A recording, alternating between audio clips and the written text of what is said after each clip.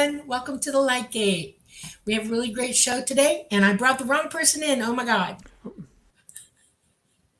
So sit tight. Hold on a second. Where is he? Okay. Hi. Out again. Yeah. Okay, there you go. Sorry, that was fun. All right. Welcome to the Light Gate. We are broadcasting to you live from New Orleans on United Public Radio Network 107.7 FM and the United Paranormal Radio Network on 105.3 FM. We are on Roku, YouTube, Facebook, Tumblr, and a whole bunch of others. We want to welcome everybody. We want to let our Roku people know that we know you can't see us, you only hear us, and we will very much endeavor to make sure that you understand everything that's going on. We will describe everything. We have a great show tonight, and take it away, Preston. Thanks, Dolly. Yeah, thanks everyone for joining us. I see a lot of familiar names in chat, so I just want to give a shout out to you guys because we love you so much and really want to thank you for coming here to listen to our show because we do have an amazing guest tonight. I'm excited. So I want to say hi to Brian. I see you're first in. Thank you very much. And here's Schizo Music TV. Hello. And here is Girl in the Desert. Let me know if you need a glass of water. And here's Dawn Curtis. Hello, Dawn. And here is Dana Matthews. Hi, Dana. Thanks for joining us. Lots of people here in chat. Very cool. Mr. B's Truth Seeker. You looks like you stepped out for a second, but hopefully you're back here. Let's see who else. Scuba Maru. Yay. Hi, Scuba Maru. Thanks for joining us. And I think I mentioned you already, Dana, didn't I? Dana Matthews? Yes. Yeah. Joel Durant. Thank you for joining us. Who else do we have here? W. Decker, Delta Tesseract. Oh, Louise, I recognize your name. Hello. And who else do we got going on here? Let's see. Ruth Kleiber. I got your name right this time. Thank you for letting me know. Chewy, hello. Hi, Janice Connett. Thanks very much for joining us. And here is Susan with us. Hi, Susan. Hope you're enjoying the new book. Thanks very much for your contribution. Let's see, who else? Christopher Harmon. Yay. Who else? Foggy Notions Podcast. Thanks for being here again. Always nice to see you. And here, of course, is Gray Troll. How are you doing, Gray Troll? Thanks for coming. And the lovely Chris Teen. Thanks, Christine Tyne. Yeah, let's see. Who else do we got here? Tools, thank you for joining us. Blue sky, I'm jealous. That rain. Oh, and who else do we have here? Michael Kennedy. Hey, Michael. Thanks for being here. Lots of lovely faces. Renee. I know you, Renee. Hi, Renee. So thanks for joining us. John P. Adventures. Here's Real Badger, who's always first on my YouTube videos. Thank you for that. And Terry D. Thank you for joining us. Gosh, we have quite a big crowd today. This is going to be very cool. Remember, guys, get your questions in early because it's hard to keep up with you guys. Oh, Rad Peanut. Hope you're doing well. I see you burnt your finger. I hope that's all right. Ouch. I hate burning myself. I hate it. Let's see who else do we have here. Raul Melendez. Thanks for joining us. Gosh, this is so exciting. So many of you guys. Allison Carr says hello from Florida. Dolly was originally from Florida, had lots of encounters there. Yep. I was there once. I saw the Everglades and alligators. It's very cool. Of course, I was 7. Let's see, who else do we have here? I'm not sure I can pronounce this. Evasius. First time watching live. Awesome. Welcome, Evasius. Thank you for joining us. CT Guitar Guy. Hola. ¿Qué tal? Bastante bien? Practicing my Spanish. Who else do we have here? Oh, wow. Flying Nun, all the way from Sydney. Awesome. G'day, mate. Right. And here is Debbie Majeski, who's excited for the show. We're excited to have you here, Debbie. Our guest is going to be so cool. I just love Right. this. Okay. Don't forget Zach Diecast Mansour.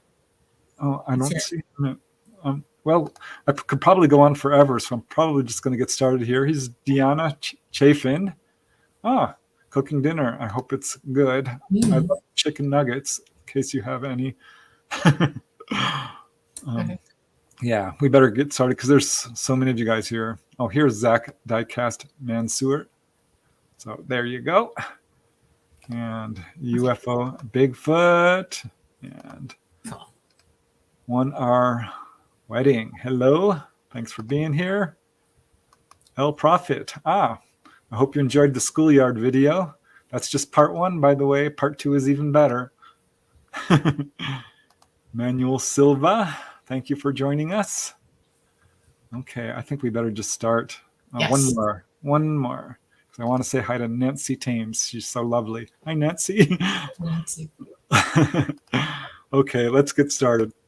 Because our guest is amazing. He is a true pioneer in this field. I've known him for a while. I mean, he has been a podcaster, and I was on his podcast. Certainly knew about his books before that. But tonight, on episode 15 of The Lightgate, we are super happy to welcome researcher, author, and experiencer Mike Clelland.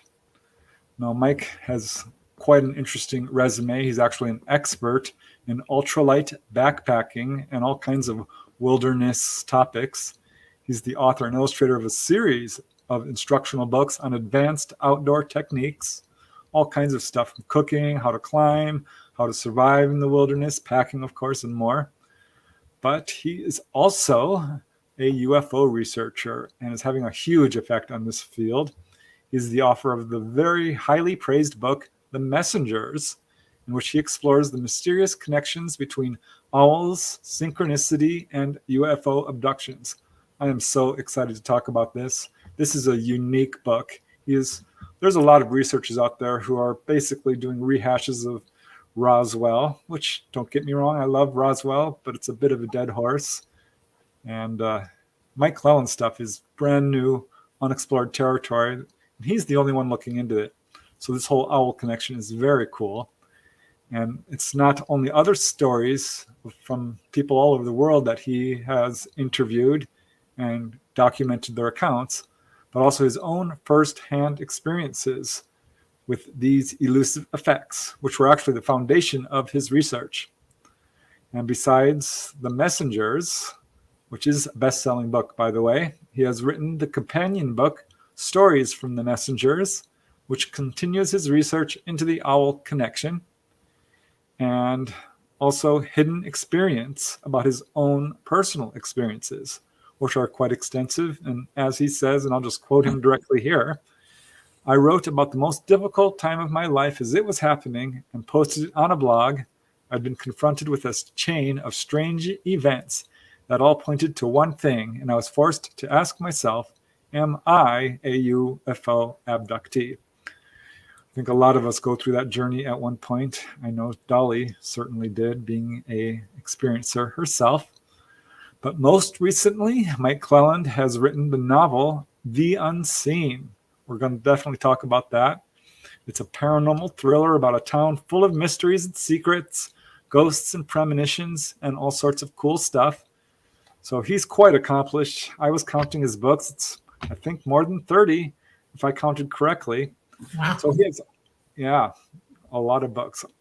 So he's also a podcaster, hosted The Unseen on Whitley Strieber's Unknown Country website for a while, and has, of course, appeared on all the major podcasts, such as Coast to Coast and pretty much everyone you can name.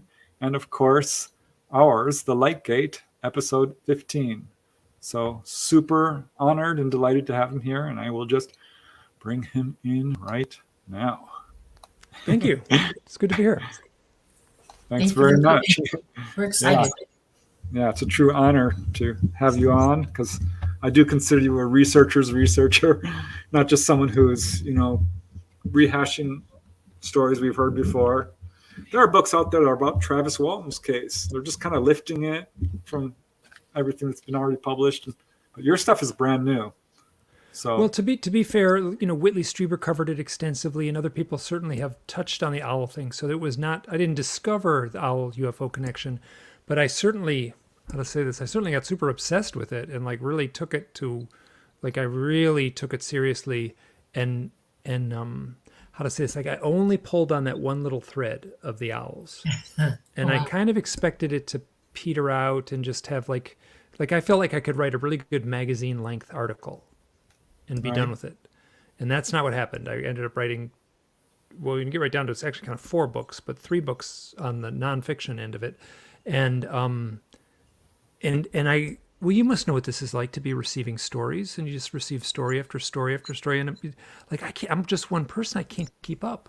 And the people who are contacting me, the people who contact me have had experiences for the most part. There's little variations in there, but people with UFO and owl experiences, those 2 things co-joined, and oh my word, the stories are so rich and so strange. It feels like that well, you must know there's like the high strangeness aspect to these events, and this almost for sure. like they take on a sort of dream-like quality or a mythic quality sometimes, and the owl stories certainly seem to personify and they represent in those high strangeness cases in many ways. So it's been just really rewarding to have that one thread that I've been pulling on. And if I got to the end of the thread and I felt like it was done and the subject was talked out, I'd just move on. But that's not what it feels like. It feels like it's a bottomless pit, really.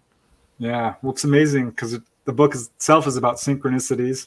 To have people coming at you, because of course, I reviewed the book. It's amazing to see all the synchronicities involved, and the fact that people are coming to you synchronistically, which is certainly, as you said, something I've experienced. People coming at you with their stories. So it's got layers and layers to it. Oh, and that's what I tried to explore in the second book in a way. Now you must recognize this too. Like, so you talk to someone, a witness, and you have the conversation, and then there's do you know Bill Konkoleski? He's a MUFON, he works for MUFON, Michigan. No, I don't think So he's a wonderful guy, but he has a story which is so funny. He'd go to a party, so he works for MUFON. He's had his own experiences, very open with his own experiences. He's written 2 books about his own personal experiences, and so he'd go to parties, and the people that didn't really know him, and they'd kind of come up to him and say, "So, Bill, what's up with your like this UFO stuff? I hear you're into this UFO thing. What's that all about?" And his wife would sort of step in front of him and tell the person, "You got 6 hours?" She would say, like, "You got 6 hours to hear this? Because you're not going to hear the story unless you like dedicate a real chunk of time." And that's what I find is like, it feels like everyone, not everyone, but many of the people who contact me, it feels like they have their own like novel is unwritten, and it just goes on and on, and one synchronicity layers on top of another, and so you start pulling on these threads, and you never quite, like, it's almost impossible to tell the story because there's hard to know where it begins and ends, and really. Yeah, So it's really been noticed that. fascinating. Yeah, because I interviewed most people about the UFO experiences, and they're like, "Do you want to hear the spiritual side, the paranormal side?" I'm like, "Are you kidding?" Because some people, I've known researchers who kind of edit that stuff out. They're very nuts and bolts. I'm curious, did you ever study owls in particular and learn anything about them in particular? Me? Yes. Oh gosh, yeah. Oh yeah. Like what? Like physically about the owls? Yes. Oh yeah, owls are remarkable animals. They, just as far as the physiology of an owl, there's just this new book that came out, and I want to get it, but it's all about the science of the owl. And but was studies that were done, I think, in the 1980s, where they put owls in a totally black barn. They had a big giant room, and they made it totally 100% light tight, so now no light could get in the room. Right. And the owls had flown around it, so they knew where to land in the rafters and where to land on the floor. They could fly around the room without any light at all, just having memorized the shape of the room. And then they would let a mouse in on the floor. Total darkness, nothing to see. The mouse would make a noise, and the owls would hit the mouse 75% of the time, no light at all, only going by sound. And if they increase the light minimally, just barely, like It was 100% of the time. we couldn't perceive it at all. Right. And then it would hit the mouse 100% of the time. Yeah. And so they can do all of their hunting. So the owls fly at night through the forest in what we would call complete darkness. They have night vision that allows them to see it just like they were flying through in the day. And so they listen for the mice as they fly. Right. So they're not looking for the mice. They're listening to the sound of the mouse on the forest floor. So that's amazing to me that they would fly in almost complete darkness, listening for a mouse on the forest floor. I wanted to add something in for you that you've probably never learned about them because the scientific community won't give you the information. And this I learned through ET and my experiences.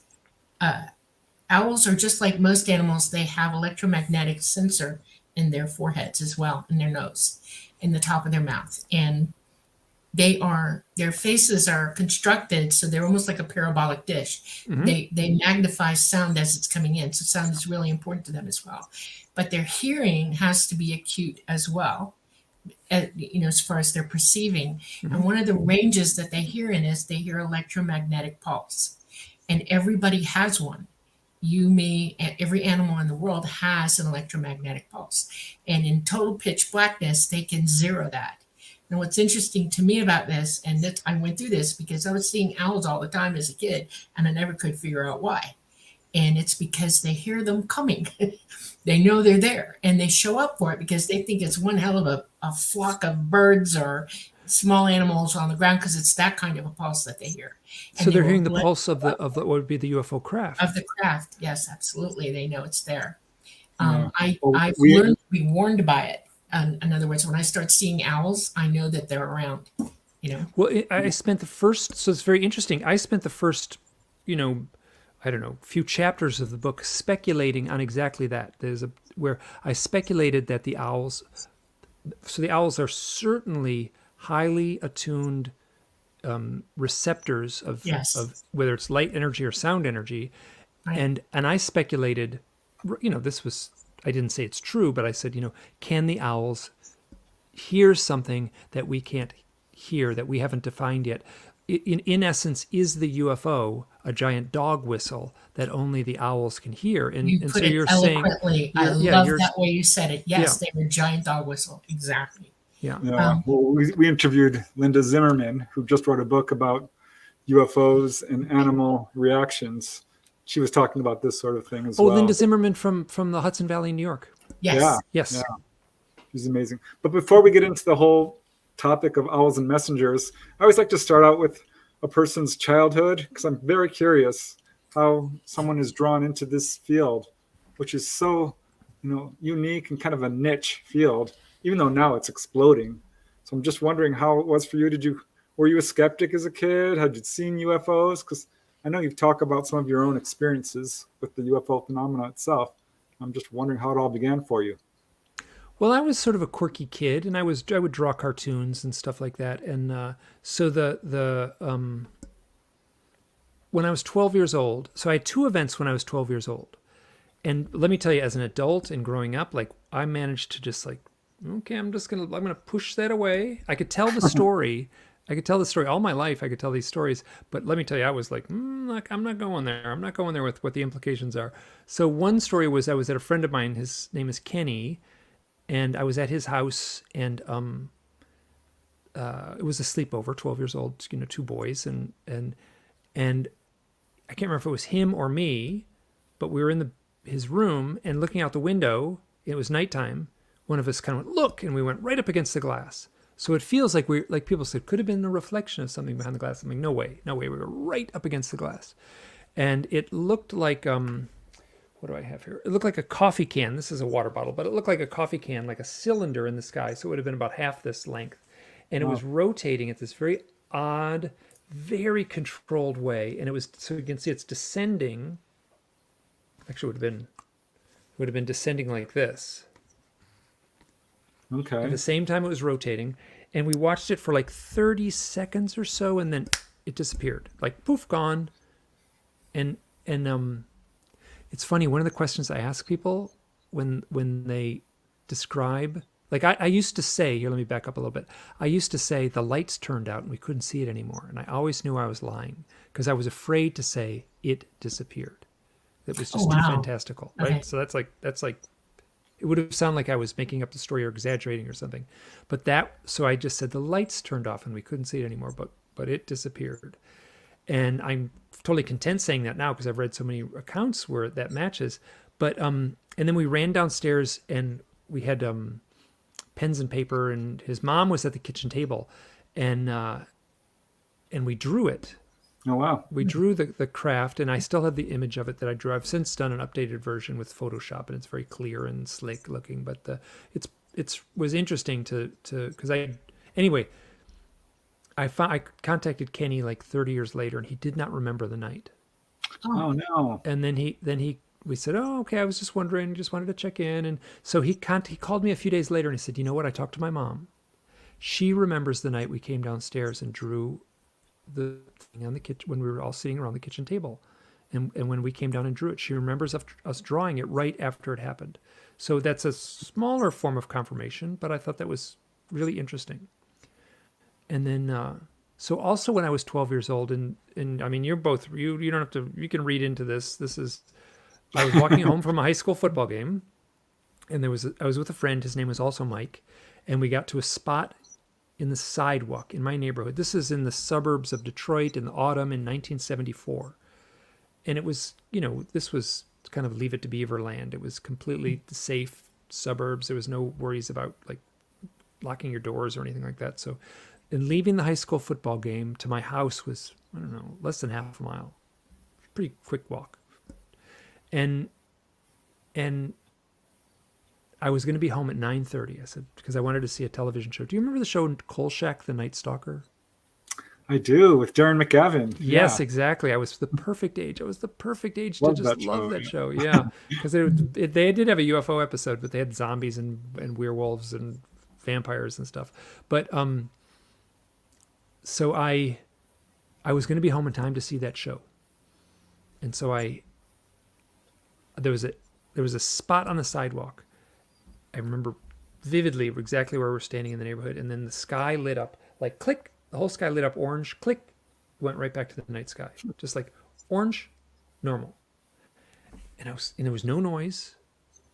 And it was a weird, rich orange. It felt like the entire sky just changed. And then when we both did the thing, we're like, what just happened? What happened? We're like, what?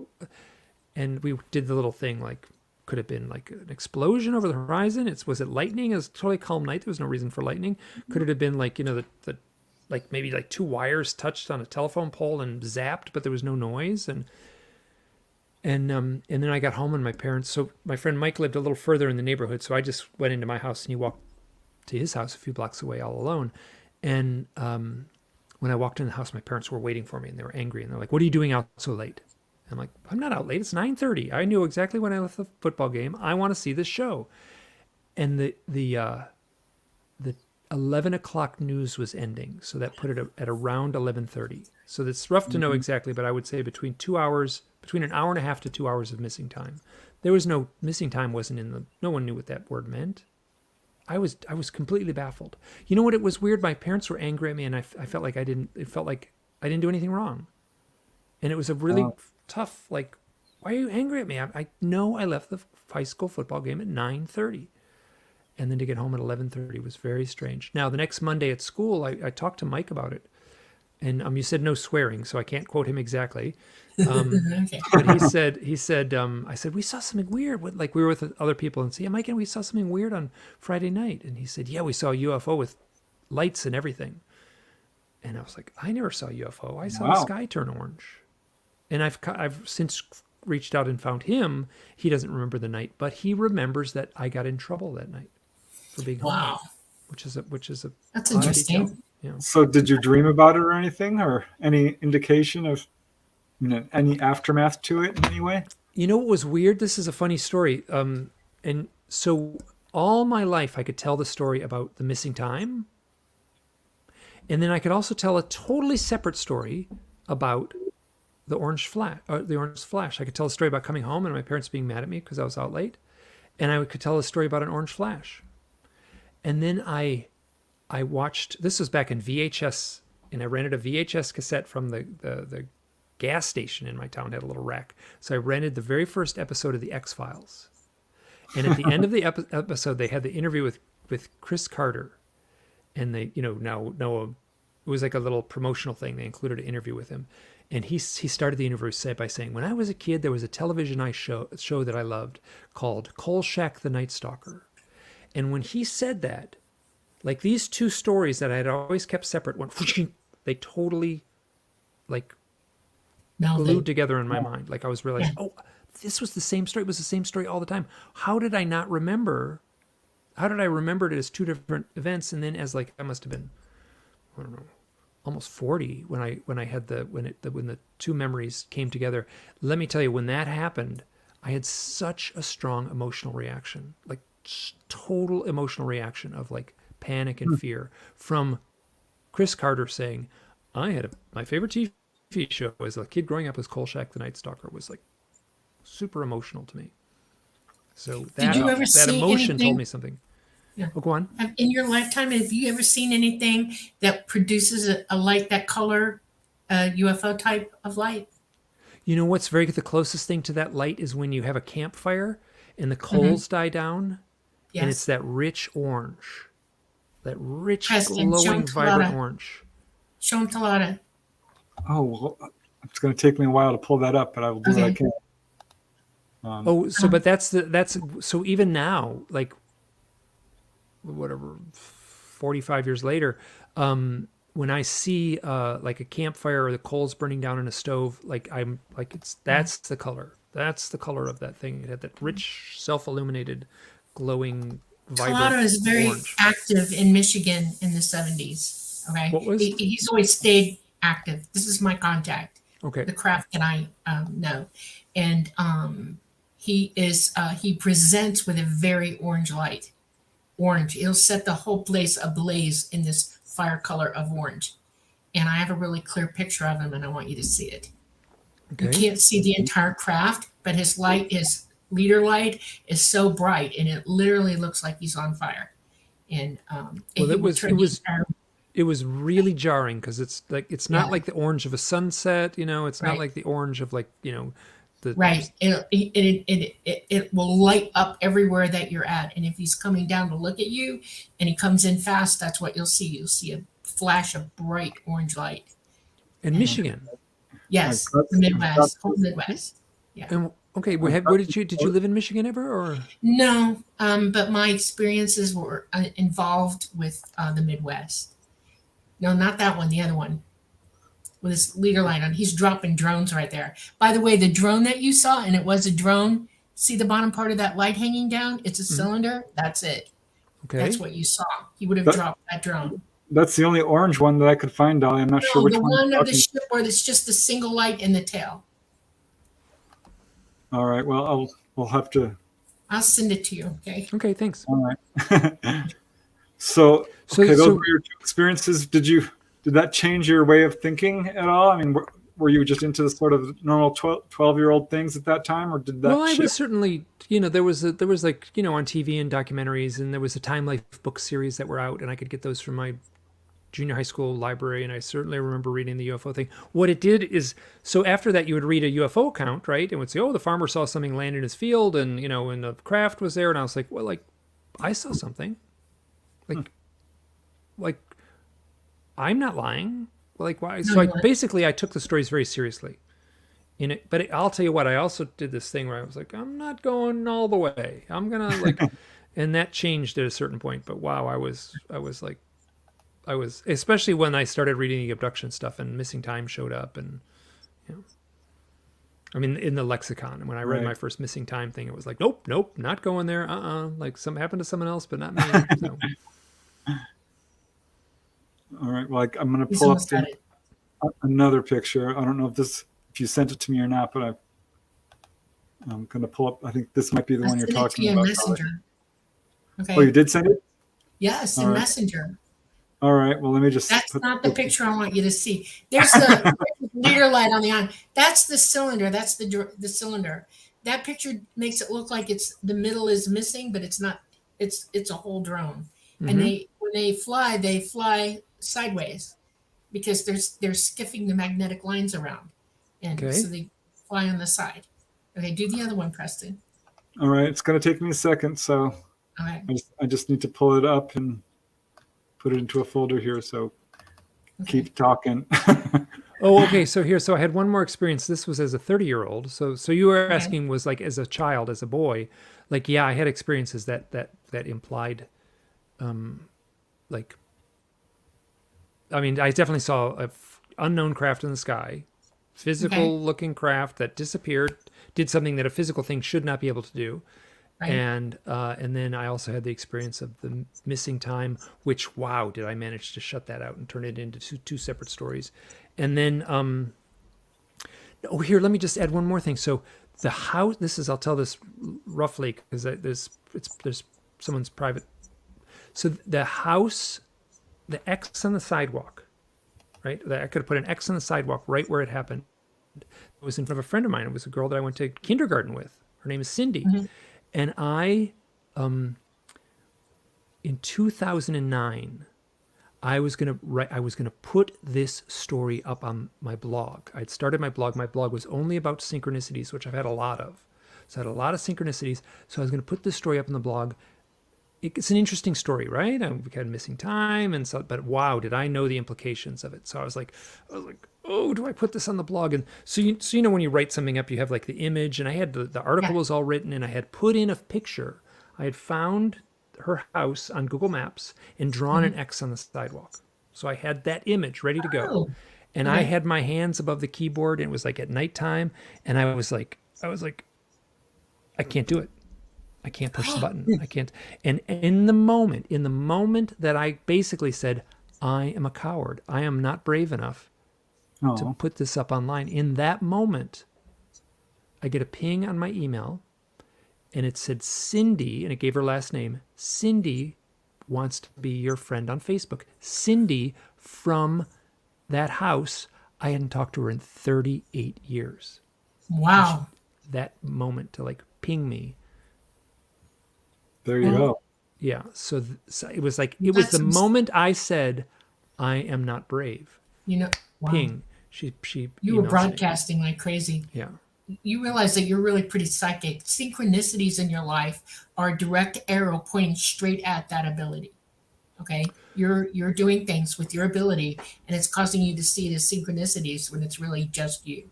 Well, Okay. here's what I'll tell you. So this is very common for me. So I did a podcast with a fellow named Juan. He does a podcast called Juan on Juan. It was a really good show. It was a great podcast. Okay. And he so we had set the date up. So we were going to be interviewing the next day. So that night, the night before, he's with his wife and son. And the son is like 7 or 8. The son is little, and they're in the backyard. And he's saying, you know, I'm interviewing the owl guy tomorrow. Looking around the yard. Maybe we'll see an owl. And his son goes, Dad, look. And a glowing orange orb floats through their backyard. Wow. Cool. Preston, show the pic. You've got it up. I can see Yeah, it. I've got the pic. Yep. That's the one, right? It's not a perfect justice of what you're talking about. When you're up close and personal with it, it is fireball orange like that. Yeah. And it lights up everything around it. Okay, so That's so just my legal life. memory, which I fully suspect that my memory has been altered somehow, is that the sky lit up, like just click, the whole sky lit Yep. up like a planetarium dome of one color, Right. that rich orange, Yep. and then click, it lasted. Yeah. He can Less turn than that click, light click. on and off and totally disappear right in front of you. Yeah. He turns off anything that is reflective, all of it, and he blends into the background instantly, and he'll take off. And so that's why you think they're disappearing. They're not just going into nothingness. They're literally leaving your view. He's taken away all light from himself, so you can't perceive it in the night sky. Mhm. They can do it in the daytime too. I mean, they can. It's amazing what they can do. But yeah, Oh yeah, no, I've talked to many Yeah. accounts of just right. fantastical, if things changing shape. It starts out as a little ping pong ball, turns into a giant, Right. Yeah, cylinder he the can do size that of a too. bus. Yeah. He can make that light as little or as big as he wants. Yeah. It's amazing. Yep. Wow. So are those the only three contacts that you've had that remember, or? How long do we have? How long is the show? So yeah, well, so let me here's like, this book is 370 pages, and this is like, there's a lot going on in this book. So there's some things that sure imply UFO contact that I've had. Yeah. So I got a lot. Yeah. I mean, not as much as some people, but enough that like that little thing I said, oh, I'm not going there. Like, no, so like I realized fully, oh, I'm involved somehow. What that might mean, I'm still at a loss to what it might mean, but I do feel there's been some ongoing set of events. That's amazing. All my life. So I know that journey because I came into this field as a complete skeptic, and at some point started having sightings, and they started interacting with me. Then I started getting little messages and stuff, and so. But you were also doing out of body work, weren't you? Yes, that kind of came hand in hand. I'm going to say, yeah. So actually, I don't think it's that odd. I think that's actually the pattern we see now that I've, interviewed enough people. Oh, I agree. There's like a blurry, fuzzy line, like where does UFO subject end and where does the out of body thing, where does the near death experience begin? Where does the psychic abilities? Yeah. So. Yeah. So here, it seems like it's all one. They're all joined somewhere in the middle there. Oh, there. Yeah. This is the big book on owls, synchronicity, and the UFO abductee. So this is an amazing book because it's so chock full of separate little accounts that it builds this sort of amazing picture that when you first started, it's like, this is interesting. But as the stories start stacking up, I mean, it's mind-blowing what you've discovered with all of this. I mean, it will change the way you think about owls and the whole subject of UFO contact in general. Well, So that was what I was finding because my direct experience. So to tell this story properly, I'll try to tell this quick because I've told this story a lot, but it takes up the first few pages of the book, where the very first opening story is. It just goes right into it. It just says, owls burst into my life in a flurry of weirdness in 2006. And I went on a camping trip. So 2006, that's like 17 years ago now, I think.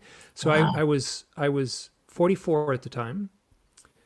And I was living in a small town in Idaho, right near Grand Teton National Park, right near Yellowstone National Park. And let me just turn the lights on. So I was working for an outdoor school, and I was camping a lot, doing a lot of camping, a lot of lightweight camping. I was super, super dedicated to it. And I met this woman in the town, and she was like living right there with the Tetons in the backyard, and she never went camping. Like, what do you never went camping? Wow. I'll take you camping. So this is Oh, like a God. total stranger. I'll take you camping. And it's just like, okay. So we went on a first date, which was like camping in like the big peaks. And we didn't take a tent. It was going to be a beautiful night. So I was like, oh, let's just go without a tent. And so we just went for one night. We left in the afternoon, came back. It was before lunch when we got back the next day. But where we lived, we could get really deep in with this would have been late summer.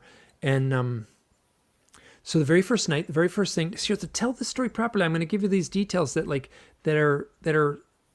have been so important to me. And I would argue that there are certain nuts and bolts researchers that would just not even write these details down. Like, that's not important. But wow, is it important personally to me? So we're sitting on a rock, big flat rock, and I'm making dinner on a little camp stove. And I'm talking, her name is Kristen. We're still good friends. And she's telling me the story. She's talking it when I'm like, wow, this is great. Like, you're really smart. Like, there's a depth to you that I didn't expect. And I was like, wow. And at the moment I was like, I'm impressed. We were talking about spiritual stuff. This owl flies over, right over both of us, and then another owl, and then a third owl. And for the next couple hours, these three owls are like flying around us. Wow. And we literally, like, at a certain point, it's bear country, right? So you pack up your food, and we walked another 15 minutes on the trail, and then found a nice spot to sleep. No tent. We just laid our sleeping bags down in the field of wildflowers and looked up at the beautiful night sky. So we're laying down, and the owls followed us. So you lay down and look up at the night sky. This is Northern Rockies with like no light pollution. The biggest town is like hundreds and hundreds of miles away. and these owls would swoop right in front of our faces without making any noise. They'd fly totally silently, and they would just like blot out the stars for just a half a second. It was so cool. And so the next day we were like, wow, that was great. Let's go camping again. She's like, yeah, let's do it again. So 4 days later, we went camping again, different part of the mountains. Sun is setting. 3 owls come and fly around us again. Same person, different part of the mountains. I'm convinced it's the same 3 owls. There's no way I can prove it, but I'm convinced it's the same 3 owls. So, and they're little owls. These aren't screen memories. These were little 10-inch owls, and they were cute, and they were flying around. And before they kind of stayed on a branch way over there. They kind of flew over us kind of high.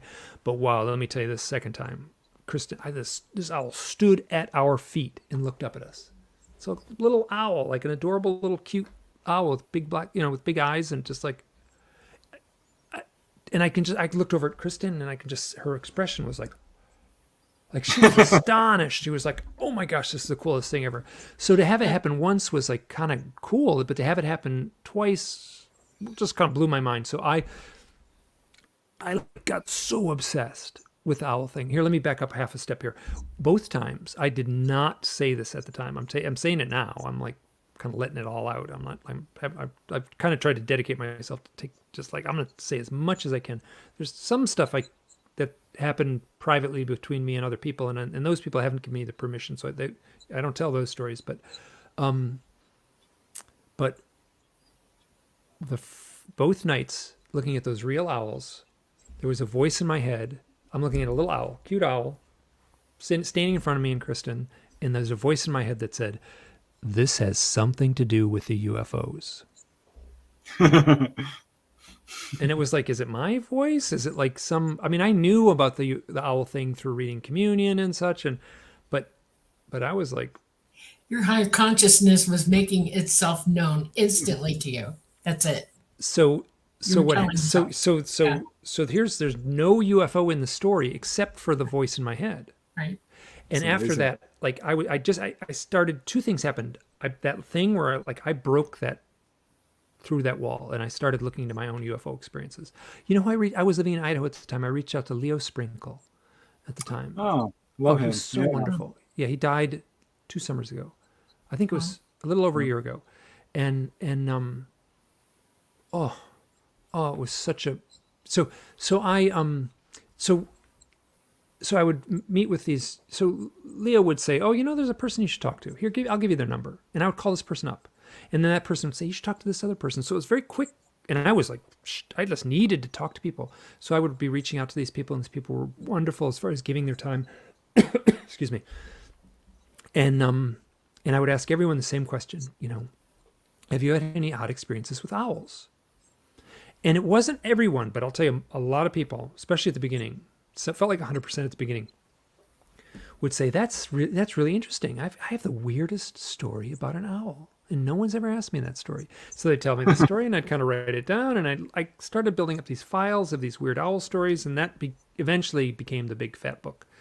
But so I started the blog, and the very first story I put on the blog, or on the very first day or so, I put the story that I just told about Kristen in the mountains with the owls. A really magical story, the owls. There's more to that story that's in the book.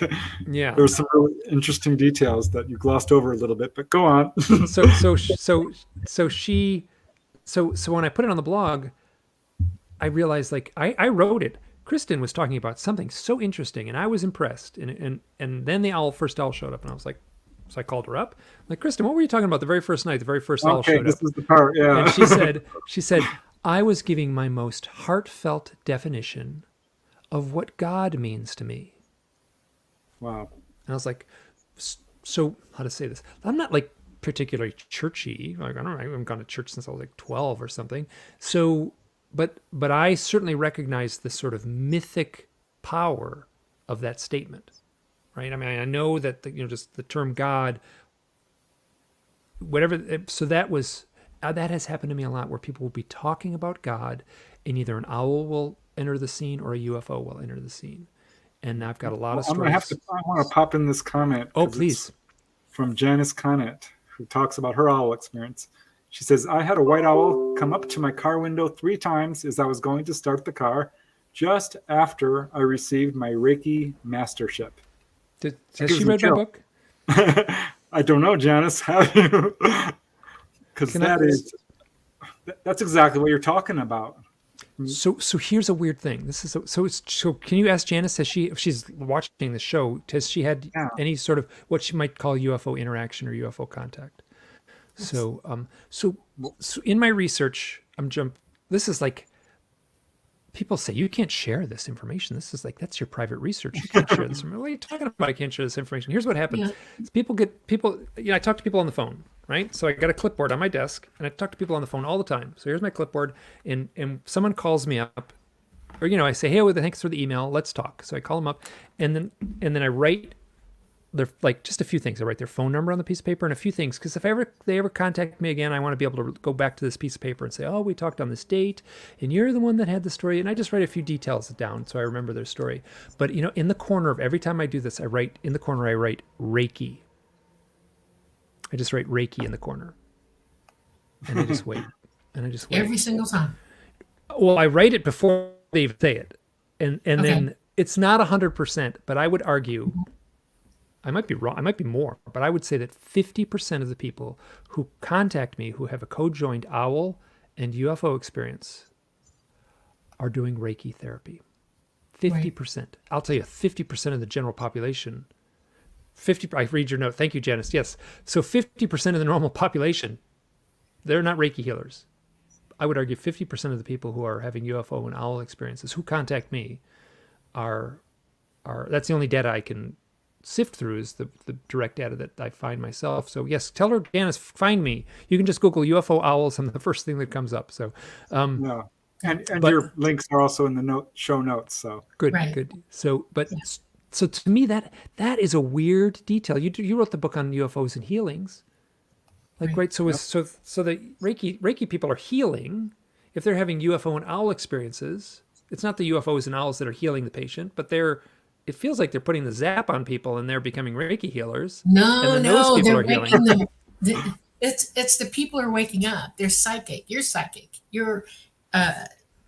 It almost becomes a compulsion to start helping people. That's a marker for contactees. They'll either go into service to help people somehow or heal people. They become holistic. It's amazing. When you wake up and you start hearing the truth about everything, it's a natural progression of your self. That's what happens. We're all capable of healing, all of us. Some of us, as we're waking up, really delve deeply into it, and it's just natural process. So I'm not surprised to hear you say that. It's kind of makes me feel better. More people are talking about it now. You can almost expect to be able to do that, out of nowhere. So so just Facebook, like I have a bunch of friends on Facebook, and I know who's the people who've had UFO contact. Yeah.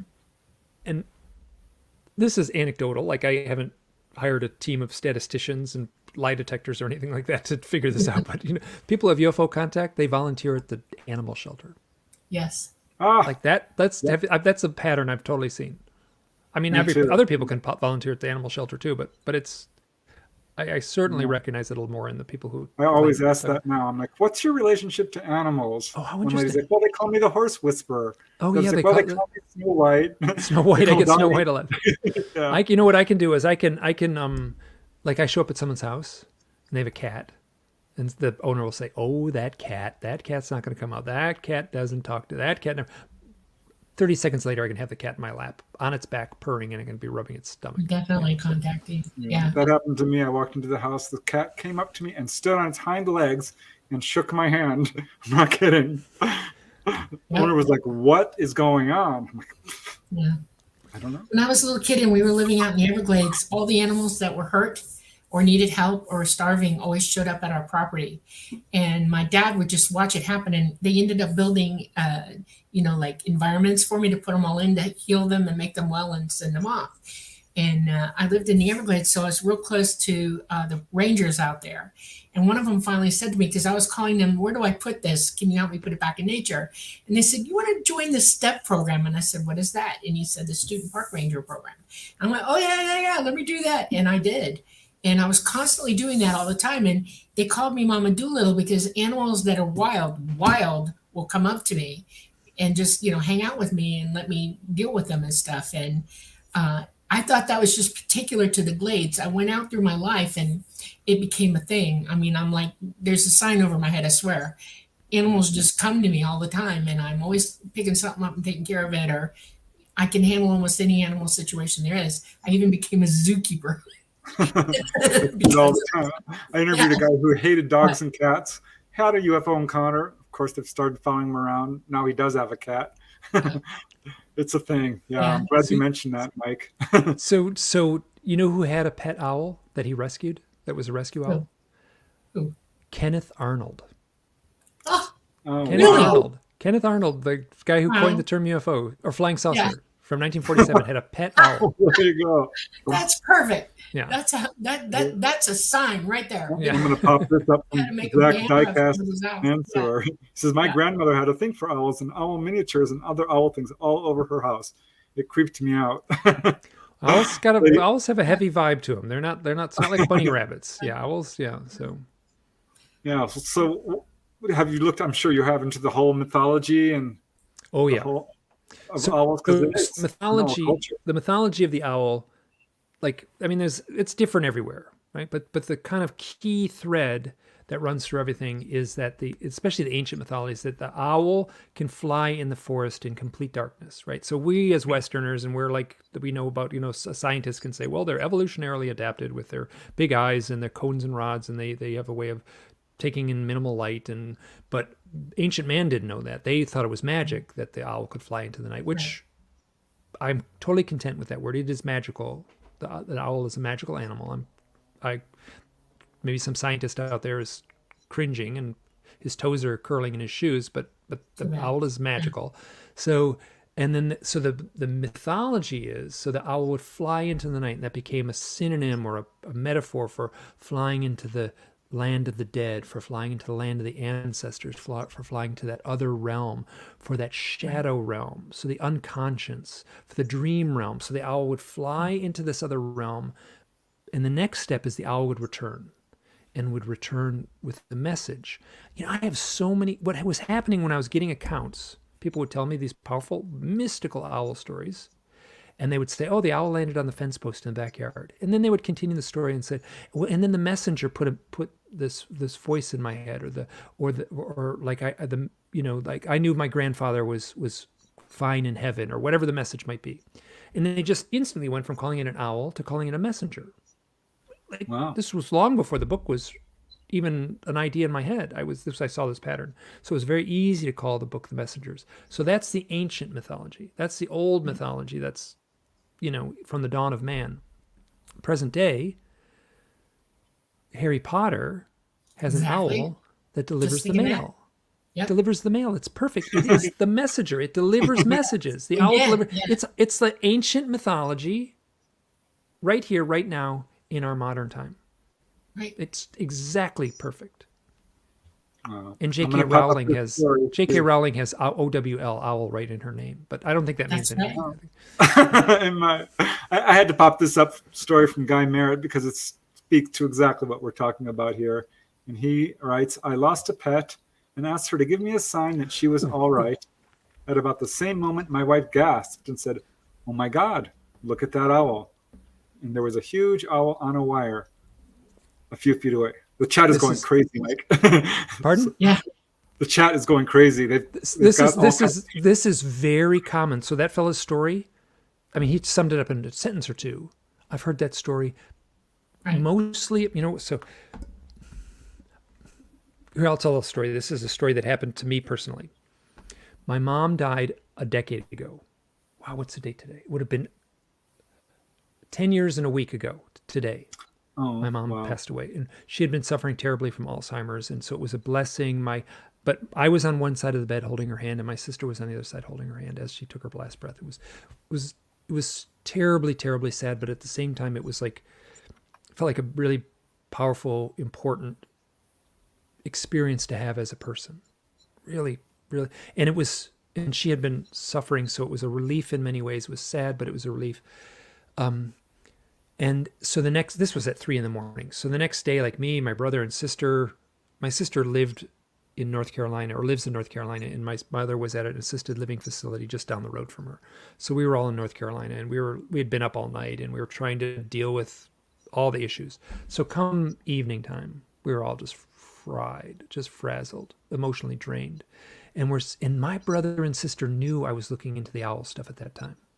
And I would sit around or the breakfast table with them. And I had my laptop, and I'm like, hey, look at this. Here's an owl story. And I'd read it aloud. And it was the same stuff I've been sharing with you. It's the same stuff that fills the owl book. And my sister and brother would look at me like, what is going on? What is going on? I don't get it at all. And my sister was like, this is really interesting, but I don't get it. My brother was a little kind of like, he didn't like it. It unnerved him. And then, so my sister's very best friend from across the street in the neighborhood, her name is Ruthie, came over that night. So we're sitting on the back porch with a glass of wine, and I'm on a couch, and I'm in the middle, and my sister Jeannie is on one side, and my sister Jim is on the other, and I'm in the middle. They're both older. I'm the baby brother. I was like 50 at the time, and then Ruthie, my sister's best friend, Ruthie is this wonderful Southern, soft-spoken, entirely heartfelt, sweet woman, and she says, she waits and she goes, Jim, Jean, Mike, I know there is an afterlife, and I know because of an experience I had with an owl. And right at that moment, my sister literally does this thing where she goes, no, not owl. I don't want to hear it. I don't want to hear it. My brother's sitting next to me. My brother looks at me like, what did you do? Did you put her up to this? Did you make her? Did you pay her to say this? And poor Ruthie is like, what did I just say? Like, she's kind of like, what happened? I'm like, Ruthie, like, you don't know it, but I've been doing research about owls and its mystical connection to folklore and myth and even things like UFOs, but I want to hear your story.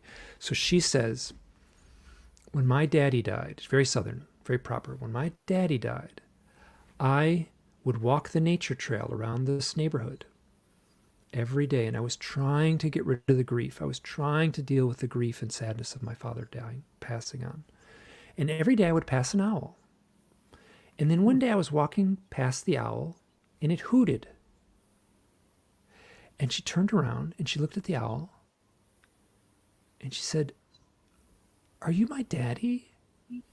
Aww. And at that moment, all her grieving disappeared. And she basically said, I'm so honored that such a beautiful animal was the messenger for such important news. Mm-hmm. I know my daddy is fine in heaven because an owl told me. Yep. And I have got that story over and over and over again in my files. Mostly it's a child who is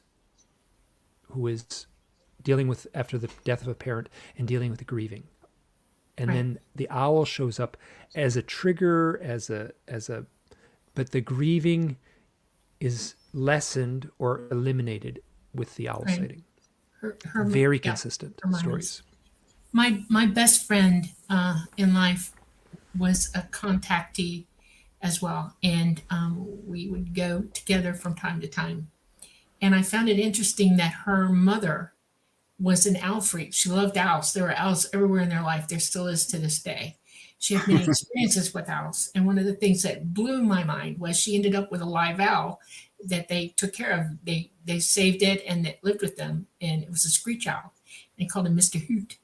And her sister is probably listening to the show because I sent her, because of the content, I sent her a notice to get on. So if you're listening, Linda, I want you to understand why your sister was such a contactee. They had owls constantly around them all the time. We did too. And it just amazes me to hear you talking about all these other people. I knew it was going on, but not to the extent that you're talking, that I just didn't realize that many people had owls in their lives like this. I thought it was like one-offs for us. Well, so. I think we live in this world where people are cautious to share these mystical experiences. Yeah. I think it's lessening so now. I think people are more open to it than they would have been 5 years or 10 years ago. I think things are changing. So, Yeah. so I think, and so you, Preston, and you both must get this where people contact you and kind of say like, well, I got a story to tell you, and I've never told my wife, I've never told my boss, I've never told Yep. anyone, you know, He does all the but I'm time. going to Yeah. tell you. And then I get this story, Yeah. and then oftentimes all I can say is, you know, they'll tell me a story and I can say, well, I have never heard that exact story, but I've heard, and I could share a story that's similar. And I say, but I've heard many stories with the same flavor or mood as that story. And, and, and I'm not a psychologist. I'm not a psychiatrist. So I can't play clinician. I can't offer advice or therapy or anything like that. But it feels like so much healing takes place just by me saying to these people, you are not alone. This story you've shared, many other people have had this experience. Wow. I have my own owl story, but we do need to take a quick station break. So I want to let everyone know that you are watching The Light Gate. This is episode 15. I am your host, Preston Dennett. My lovely co-host is experiencer Dolly Safran. Our wonderful guest is author, podcaster, experiencer, researcher, ... Mike Clelland. We are streaming live on United Public Radio Network at 107.7 FM in the beautiful city of New Orleans. Also on UFO Paranormal Radio Network 105.3 and several other platforms, Roku, Facebook, and YouTube. And yep, that's the station break. So thank you all. Keep those comments and questions coming in chat because I'm going to try to get to them all. But Mike, I want to share my own owl story. Please, yes. Because, you know, it fits right in. And it kind of, I'll preface it with, when I was a little kid, we did have a screech owl who would hang out on the telephone pole right next to our house all the time. And I had a big family. There was 8 of us. We'd all go out on the porch and just stare at this thing. And it was a weird special event. And it kind of brought us together in a weird way. And I've always had a little bit of a mystical bent. I thought there's something to this. But never really, you know, I certainly became a researcher at one point and started hearing stories that would sort of bring together owls and UFOs and screen memories, but owls in general. I've got a few stories of those. But in 2018, I think it was 2018, it could have been 2019, November, I was in my backyard and I'm like, show yourselves, you darn UFOs. I'm writing all these books. I haven't had a sighting in years. I want to see you. I know you're out there. Mind you, this is in Reseda. This is outside of LA, the San Fernando Valley. There's 2 million people there. It is densely populated. And so I'm just kind of looking up there. I'm like, show yourselves. I know you can do it. I know you're out there. And sure enough, this big bright light flashed. Then it went off. I'm like, wow, that was pretty good. Not quite good enough. It was ambiguous. And I want more. And at that moment, this owl came right over my head. I get chills just talking about it because this was not a normal owl. I mean, my impression was this thing was huge, totally silent, came so low. And this is I've never seen an owl there. I lived there 10 years. Never have I seen an owl. This is not an area where an owl would be. But even now, yeah, it gave me chills at the time. And I'm like, okay, that's good enough. Thank you. And I got that feeling because every now and then you want a little bit of a hello. Oh, yeah. So yeah, that's my owl story. Well, so just that is perfect. That is absolutely perfect in the sense that like it's so clean. Like you are asking to see something. You're getting a direct response. You say not enough, and then the owl shows up. You know what? I've equated the owl as, you know, on your keyboard you have the exclamation point, right? So it's just a keyboard. The keyboard's nothing. The keyboard's like this totally neutral thing, but you can use the keyboard, and if you want to emphasize something in a sentence, at the end of the sentence you push the exclamation point and you emphasize something. The keyboard is meaningless, right? It's just a tool. The exclamation point changes the entire tone of the sentence. That's what I think of the owl. The owl is the keyboard in a way. And so, but it is doing something. It is the exclamation point in the end of the sentence. It is showing up and in adding that power to an event in a way that other animals, if a bunny rabbit ran in front of you, it wouldn't have been the same thing, right? So Right. an owl has this mystique and a power and a long lineage of myths and folklores and so that's perfect. That's just perfect. Yeah. Yeah. And I know Dolly has an owl story, and I'm hope because I asked her before the show, the school bus one. Yeah. Oh yes. I lived in Pine Mountain, Georgia, up on Pine Mountain itself in the park, the FDR State Park. So I had 5 acres, and my whole backyard was that whole park. And I would go sit out on my porch at night, and I drove a school bus back then because I wanted same hours as my daughter going to school. And I would have to drive through the mountain up there and back into my dirt driveway to get up to the property because we had automatic gate and it wasn't safe to pull in forward and turn around and come out. So I backed it in pretty tight. And as I was coming up the street, this turkey flew right across my windshield. And I'm looking around, I'm going, what the heck? And in my mind, I'm hearing something gathering around me. And I said, well, if we're being visited today, a turkey is not the way to go. And the second I said that to myself, boom, this owl just went, and it looked at me as it flew by. It went, hey, how you doing? And I was like, oh my God. And I was like, oh my God. And so I backed in. I was real rattled by it. So backing in at that moment was really treacherous for me to do.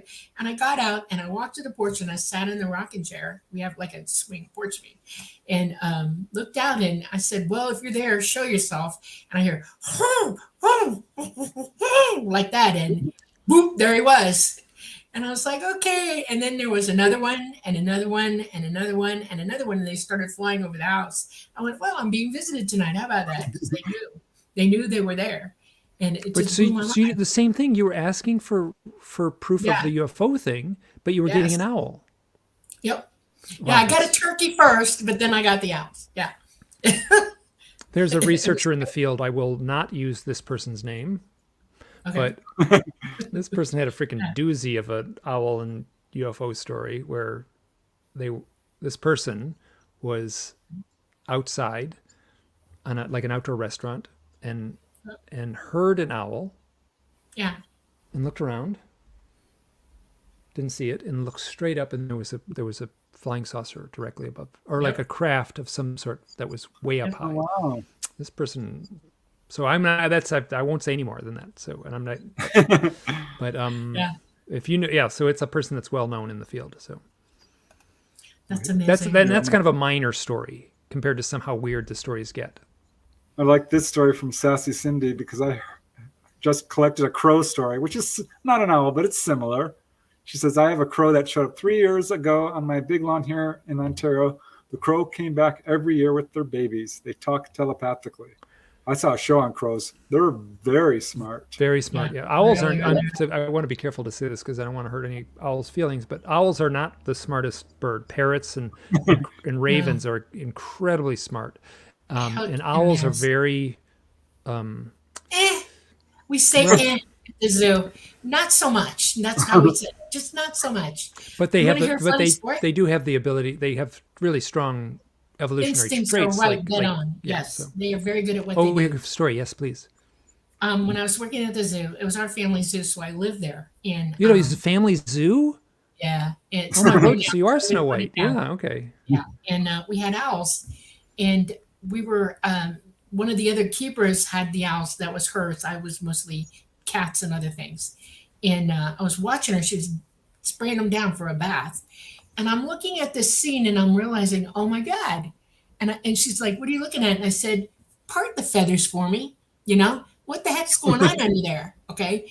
And then I realized that owls have little round bodies like this. And their head is just above the body. And their legs account for 80% of them. Yeah, they look like Inspector Gadget. With a little round, that's exactly it.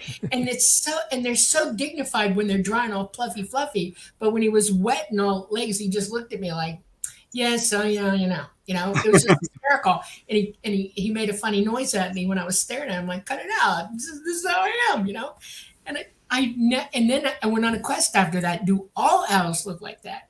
Yes, they do. Every last one of them. They So all have that body type. Yeah. So when you hold an owl, everyone says the same thing. Oh, it's much lighter than I thought. Right. So the feathers, they have this big, fluffy, feathery body, and they have special feathers. So you can take your finger and poke the owl's tummy, and your finger goes like this far into the Way in feathers deep. before Yes. you touch the body. And Yes. it's those fluffy feathers that dampen their sound in flight. So That's those exactly are right. serving a purpose to make that's their silent flight comes from the They feathers. fascinate the If you crap out can't- of me. you They can't- really do. Yeah. So you can't do that with any other birds, really. Yeah, we would always get so excited when we were kids when we'd find owl feathers because they're the best of all the feathers. Yeah. My sister was absolutely a big feather collector. We had lots of owls around when we were kids. I grew up in an area with a lot of wildlife, but it was always a pleasure to see an owl. So, It's more Preston, than it- as far as this is like something that I point out in my talks and stuff like so I did a talk and I have a big slide. So there's one guy here's a guy Derek. He saw an owl. The owl flew off, and then basically a triangle shaped craft like flew right over him, totally silent. And I use that as an example. It's one of the first stories I got, And then when I talked to Derek, he said, I had this owl thing, and then I had the UFO show up, and then I saw another UFO a little while later, and then I had these dreams, and they were kind of these dreams of being like floated out of my bed and through the wall, and then I had a spiritual awakening. And I'm like, so I just kind of kept my ear open, and people would talk to people, oh yeah, then I this and that. No, I had a spiritual awakening or a Kundalini awakening, or I had I became, one woman like became a Buddhist monk, So, and then. So I had a slide in my show, which I still in. So I do public talks and at conferences and stuff like that. And one of the slides is I just click the button and it says spiritual awakening. And then I talk about, this is what I'm seeing as a pattern. And I remember being at a conference and being so like, is that right? Am I out of line to put the spiritual awakening thing in? And I was like, I could take it out, right? So it's just it's on my PowerPoint thing, and you just take a button and you delete and I was like, I should probably take that out because I'm really not sure. And this person comes up to me and says, Mike, I'm really glad to talk to you. I had this owl show up I saw this UFO thing happen. Oh my God, it led to a spiritual awakening. And he said that to me as I was thinking. I didn't say it out loud. I was thinking, I need to delete this from my show. And then I was like, I guess I'm keeping that in. Oh, you should. Yeah, well, it came hand in hand for me, the whole UFO thing and spiritual awakening. Yeah. So I'm dying to ask you this. So you're about 40. All right, what's the progression of your employment in life? What sort of things have you done in life? Okay. This is so I went to I didn't go to college after high school. I worked for 1 year at an ad agency in my little town of Southfield, Michigan. I would ride my bicycle to this ad agency. I was a very skilled illustrator. So I would do drawings for this ad agency. They would have pre-production drawings for TV commercials. And they did a lot of funny commercials with cartoons in them. So I was like, that's my style. So then when I went to New York City and went to college at NYU, and it was really expensive. And I wanted to I was working. I quit college and got a job in advertising. And then let me tell you, I lived in a pretty nice apartment for a while in New York City and in my 20s. And I ate at a lot of nice restaurants. There was a lot of money and it was totally hated it. I hated it. And so I quit and I moved out west and became a ski bum Wow. Okay. I was going to do it for one winter and ended up staying 25 years. So, and then, but in that time, I started doing illustrations for magazines and books, and that's when Preston, you said that I had like 40 books. Some of those books I just did. Most of those books I was the illustrator. Someone else wrote them, but so many of those books are just my illustrations. I didn't write them, but my name's on the Amazon list like that.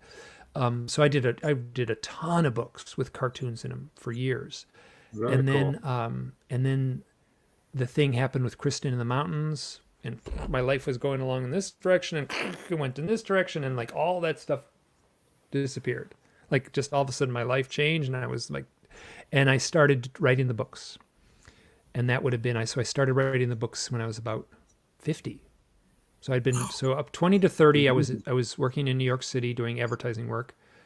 30 to 50, I was doing outdoor illustration work, and I was also working in the mountains doing guided trips to Alaska, and I worked on Denali, and I did a lot of ski instruction and rock climbing instruction and stuff like that, and big ambitious wilderness trips where we would go out for 30 days in the mountains. Wow. Yeah. So and then since then, so 50 to 60, I've been writing books. So in the last 10 years, I've written 4 books, sort of big fat books too, fatter than they should be. Right. So okay, so you're if I'm getting this right about you, you're very much an environmentalist than an outdoors person. And did you advocate for that? Environmental. You know, it was really interesting. So what I advocated for was to appreciate the wilderness. Like, so the way I would say it, and this is, you know, because I would give the talk you'd spend a month with a small group of students in no contact with anyone else, a month. Someone would come in and deliver the groceries, often by airplane or horseback, every 10 days. So, and I would say, like, I taught you to light the stove. I taught you to use a map. And I feel I did my very best to teach at a high level.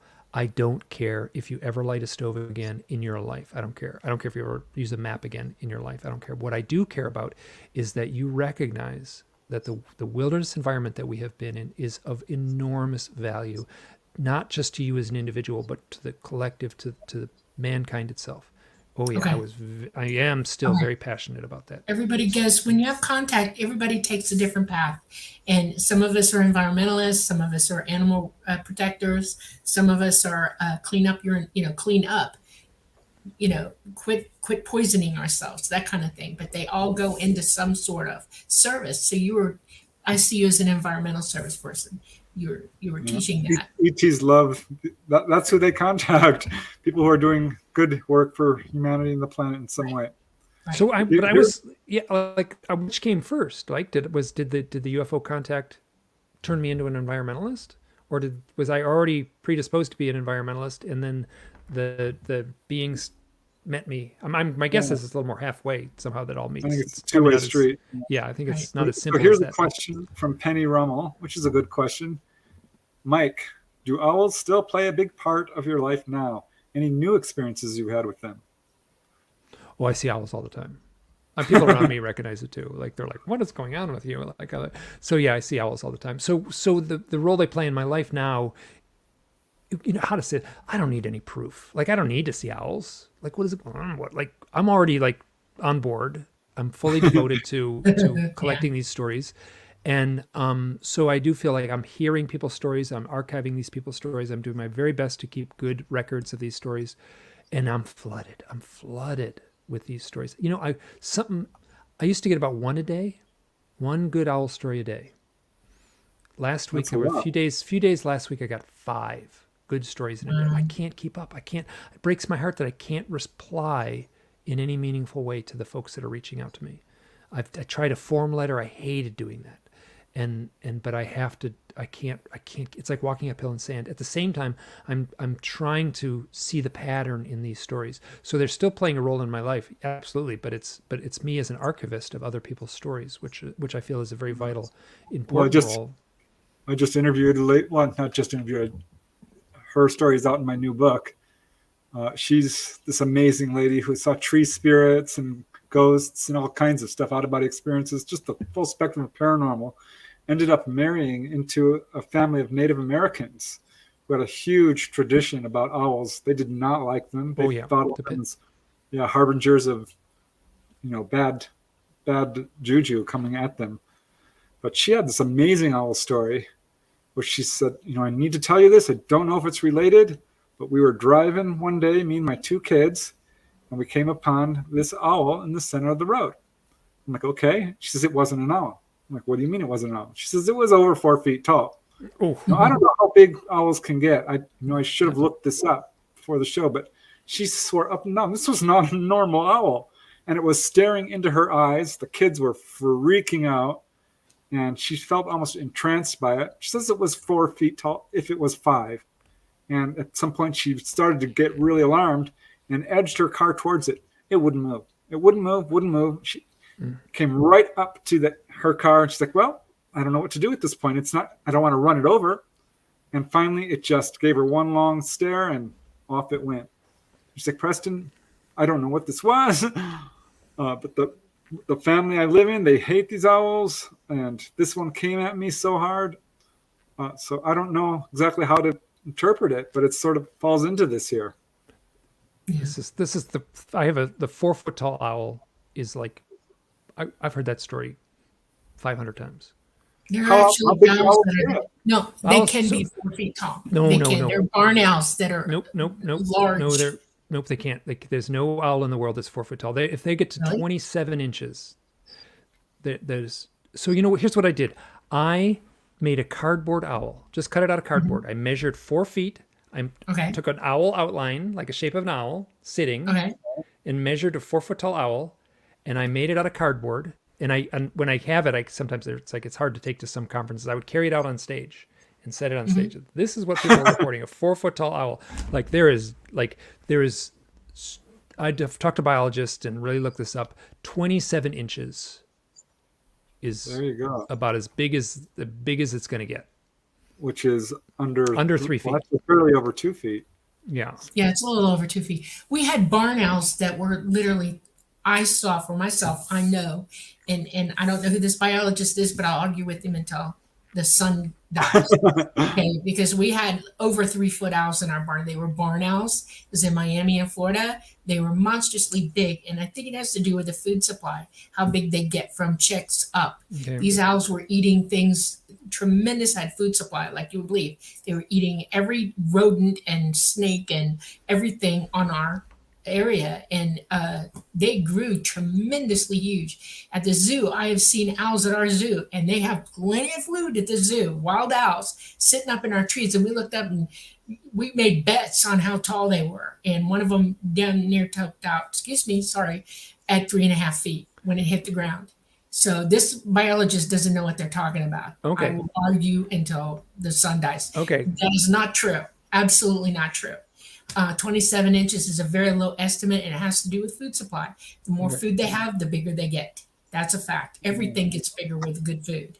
Everything. Here's another story about owls, which is kind of cool because it involves Clifford Stone, who's very well known in this field.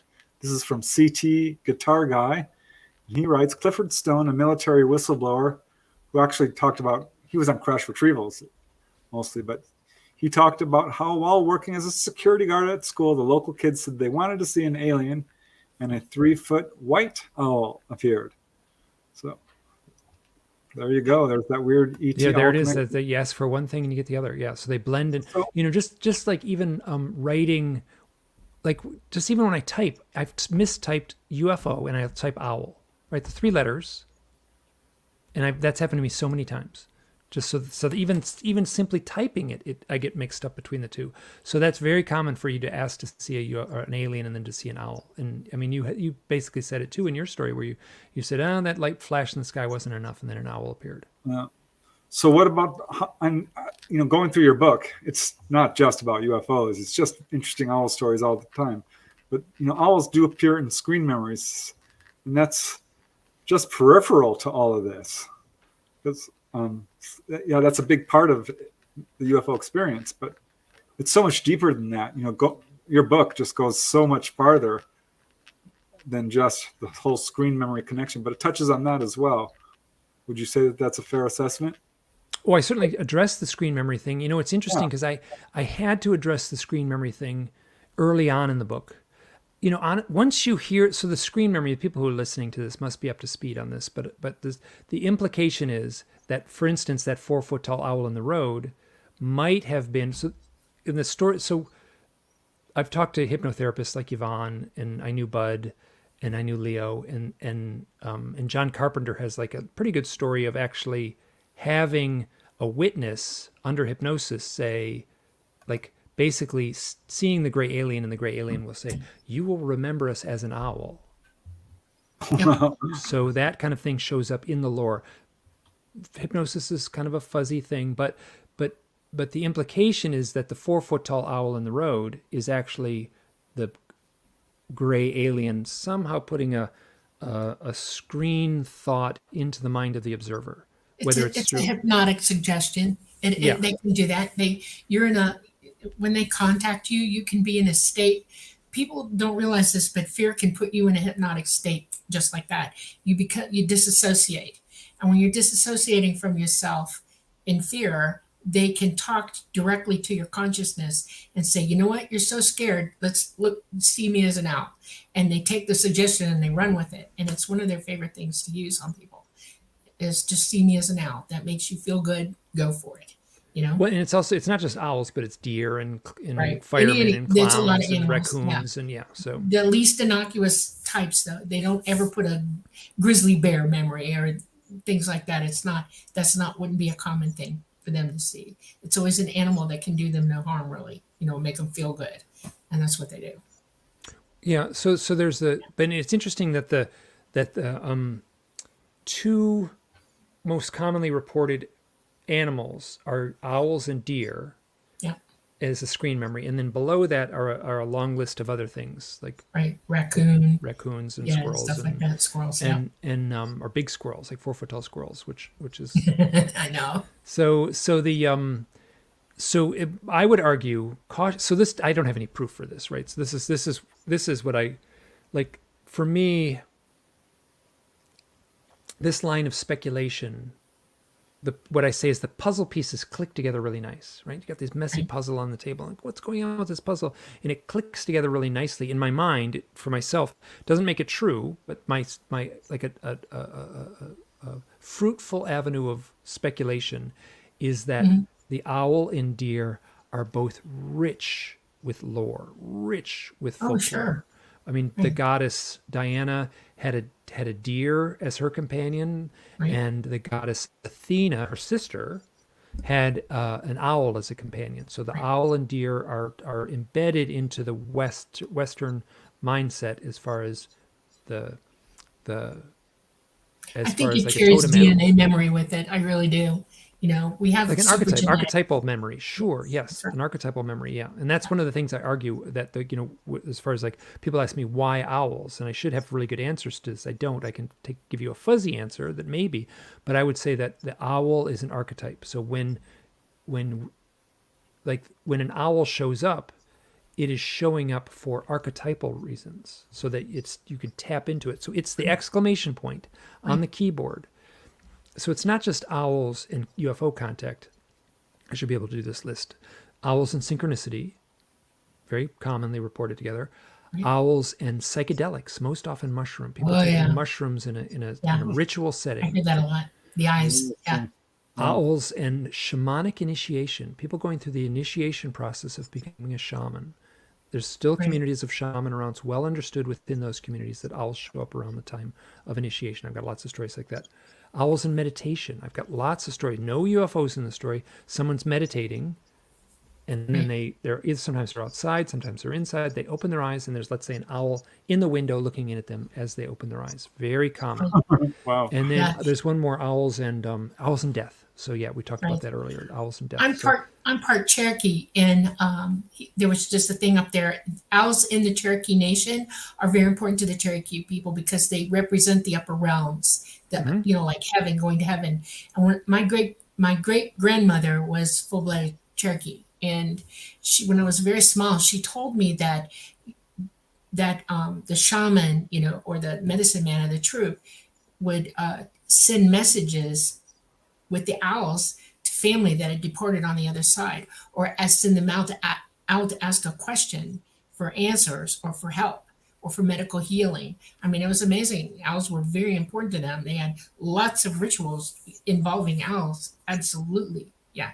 Yeah. Yeah. And that's connected to the medicine man, the totem. So we live in a society now where we don't have, there's still societies and cultures within the United States that are on reservations and stuff that have someone playing that role, but collectively we're adrift. We don't have that. So people are coming to me where if someone had a powerful mystical experience with an owl in a tribe, let's say 500 years ago in South Dakota, you would just walk to the teepee at the edge of the village where the shaman lived and say, like, what does this mean?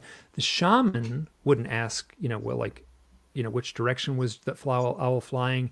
Do you have any radar returns from the local airport? Can you draw a picture of the owl? They would already have these things. So they would have within their culture, they would have a lineage of the folklore of the owl.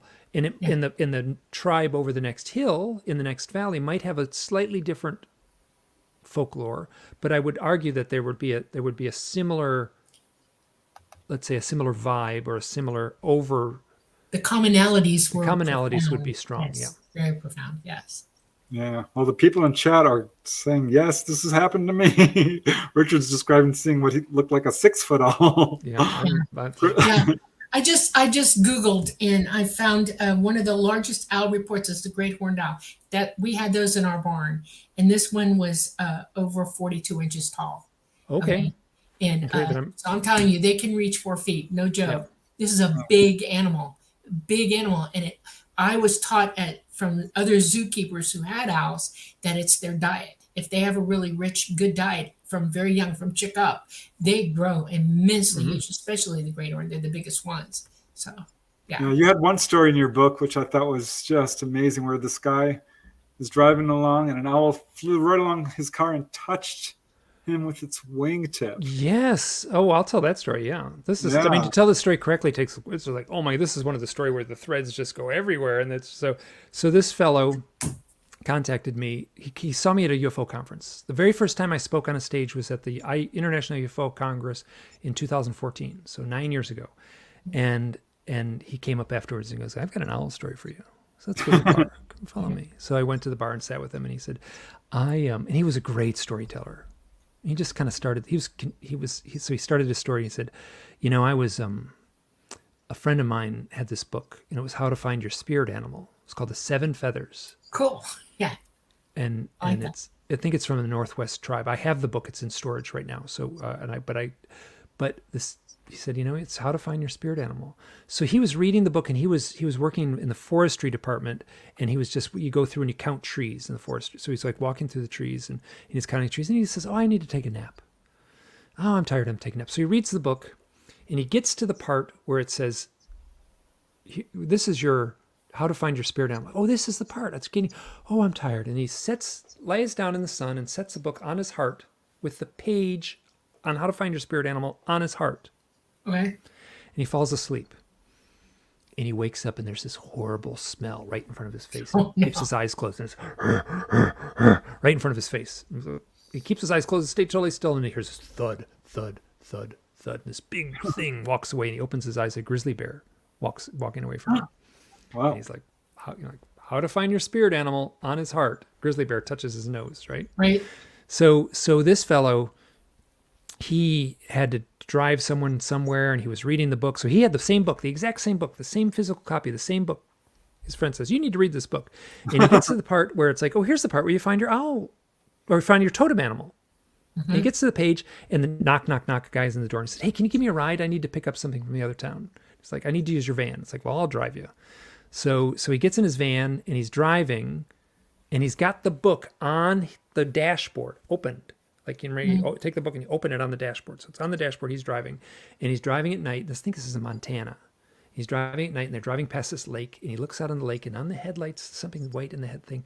And then this owl comes up and flies right along the thing, and the owl touches his temple. Yeah.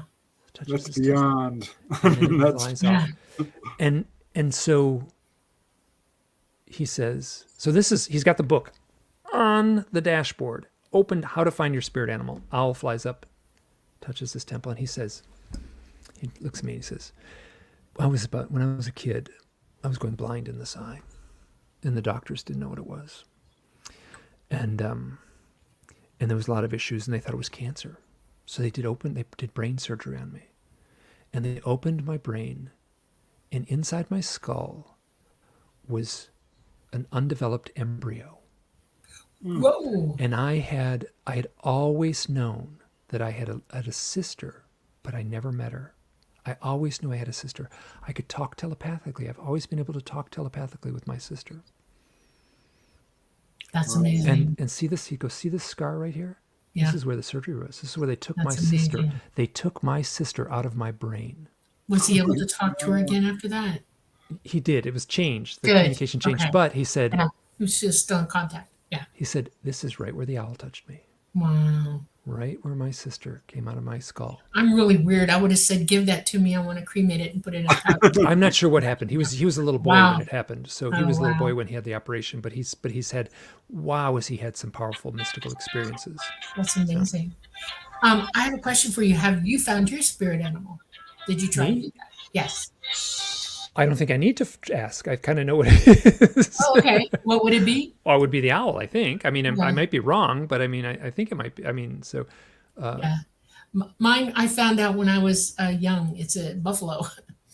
And it got presented to me in full bloom when I was older and my daughter was young. I up in Pine Mountain, there's a wild animal safari up there, and I worked there, and they had buffalo. And I was used to do tours and tell everybody about all the animals and stuff. And one day I was transferring people on the bus that I was on. It went dead in the middle of the park, and we had to bring other rangers out there to guard us while we transferred from one bus to the other to get them out. And as we were coming out, I had a cattle prod in my hand, okay, to bump off the Watusi that were out there. And I turned around and looked because I could hear something behind me. And standing dead behind me was one of the buffalo. It was guarding me. And everybody was like looking at it. Do you realize there's a buffalo behind you? And I'm like, yes. Shh. And don't say anything. And when everybody made it to the other bus, I just looked at it and said, well, I'm on my way now. And it followed me to the door of the bus. And I went up the gangway and I was going to shut the door. And it was looking at me in the door. And I went, thank you. And he went, you're welcome. It nodded at me and walked off. And I was like, oh my God, that is my spirit animal. Oh my God, it really is true. There was no doubt in my mind. It's the buffalo. It just was totally weird. I also have a totem, and it's even freakier. It's a leopard. A black leopard is my totem, and I don't know how those two work together, but I've got them, one and the other one. Mm-hmm.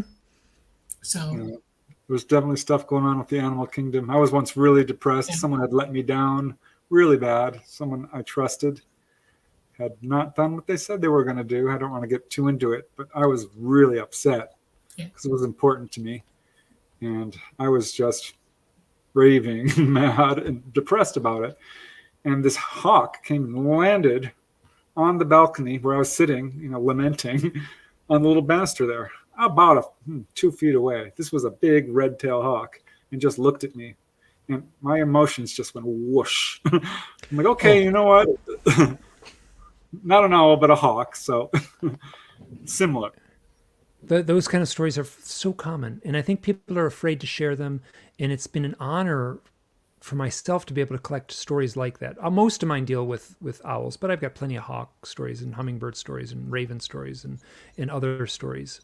Here, can I tell a quick one that like there's no UFO in this story, but it does have everything to do with the lore. So a Native American fellow gets a hold of me, and he was raised in the Huron tribe, which is in Michigan, and I didn't know there was a reservation. I grew up in Michigan. And I didn't know there was a reservation there. I looked up on the map, and it looks like a neighborhood. It's just like a little rectangle. It's called the Huron Tribal Reservation, and there's forests and stuff around it. But it's much different than I would have expected to see how it looked on a map. And he said, so I was a kid and I had a kite. I was 12 years old and I had this kite that I loved, and I would fly it. And I had a special ball, like the thing that can string. I could control the kite the way the string system was. And he said something had never happened to me before. This huge gust of wind comes up, the string and everything gets pulled from my hand, and the kite flies way up in the sky. And I watch it go off into the forest, and it disappeared. And he got his friend. He said, "I got to find my kite. That kite. I love that kite. We got to go find it." So they went into the forest, and then they looked around. And then up in the top of a tree, they said, "There it is. There's the kite." So they ran to the tree, and at the base of the tree was an owl that had been wrapped up in the string. Oh, wow. Shoot. Yeah. So they said, "Oh, this thing's going to die unless it was like." So they got an adult, and the adult came with a pair of scissors, and the adult helped them snip it out, and then they took the owl and nursed it back to health. And I said, when the question I asked was, "Are you a shaman?" And he said, "In a word, yes." Yes. Yeah. So I said, "Oh man, you're growing up on an Indian reservation. You have that experience, like." And the reason I asked, "Are you a shaman?" is because I had heard so many other stories that had been told to me by other people who are either studying shamanism or were in a shamanic apprenticeship, or had like their own working knowledge of being a shaman, or they were shamans directly. Yeah. So that's like when he told me that story, it's like, Amazing. are you a shaman? So like I don't ask that to many people, and so that and he had a really rough time. I don't want to give away too much, but he had a rough time in his role as a shaman, because I think there was a lot of, anyway, he had a very difficult time with it. Yeah. When you have an esoteric ability, and you lead that life, it draws good and bad. You're under the influence of both things. You're walking in between worlds when you're doing that, and so you become a target as well as a light, in being a light. And that's what shamans are. They're lights in the darkness. They provide people with many, many things. And the dark can really get to some people, and they have to learn how to repel it or tell it to go away. That's one of the most critical things you learn as a shaman. You don't let yourself be destroyed by the dark, because it will come after you. It really will. Negative influences. Well, here's a story. I just want a little statement from Deanna Chaffin, which relates to UFOs and owls. She says, while outside doing a CE5 meditation with family and friends, my son said he saw an owl that was the size of the roof. That he tried to tell everyone, and none of us acknowledged him, but it freaked him out.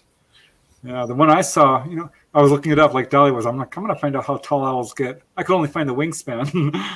But yeah, their wingspan is like 6 feet, doesn't really cover the entire roof. So I'm wondering about these owls that people are seeing. Well, the very first saucer that I remember seeing as a child looked like an umbrella. So if I can see an umbrella, they can see an owl. Okay. I had just seen Mary Poppins, and that was at the top of my memory at the time. I was only 5.5 years old, and I saw a giant umbrella coming down, literally. Oh, how interesting. So you were my sense is that they can me from panicking is what they were doing. I was outside, I was laying on the ground, looking up through the trees, watching the clouds go by, and I saw this umbrella coming down over me. I was fixated on it because I had just seen Mary Poppins, and I was looking for the handle with the parrot on it. And I went from that scene to being on board with them. And I know they did that, because if I had seen a real craft, I would have panicked. I would have run screaming. So that seems to be one of the reasons they would have a screen memory, is to keep you from, even though an umbrella is absurd, but if you had just seen Mary Poppins, it almost feels like they did a quick, they tapped my memory. They tapped into your memory and said, oh, let's just pull out just the right thing. And how they do that, I don't, so I know, it was amazing. Yeah, crazy stuff. I remember this is not quite an owl story, but kind of relates to it peripherally. These girls were driving to work one day. They carpooled and were just in an absolute panic. I'm like, what is wrong? They said a bird flew into our car and died. And they thought this was a bad sign. They're Latin, they're like, this is a bad omen. Yeah. Oh my gosh. I think you mentioned the story about that with an owl. That was the fiction book.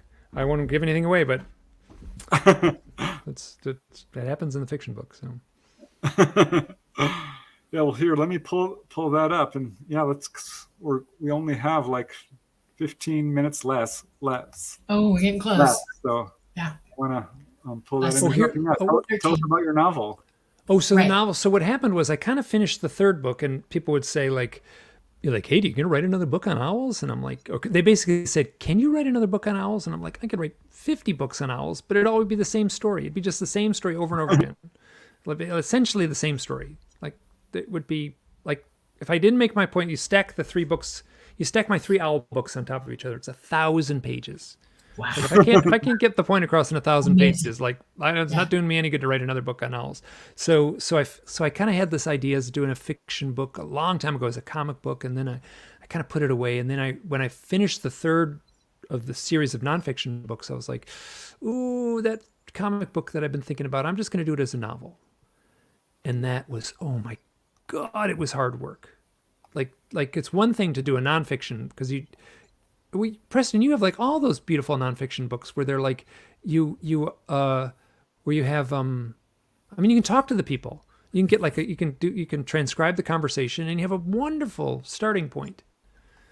But not with a fiction. Wow, is it hard? So what I wanted to do was imbue the story with something, I've used the term already, with the same flavor and mood, right? You talk to people, you hear the same story, you hear a similar story, you hear some, it's like, oh, that's not the same story, but wow, does it have a similar mood?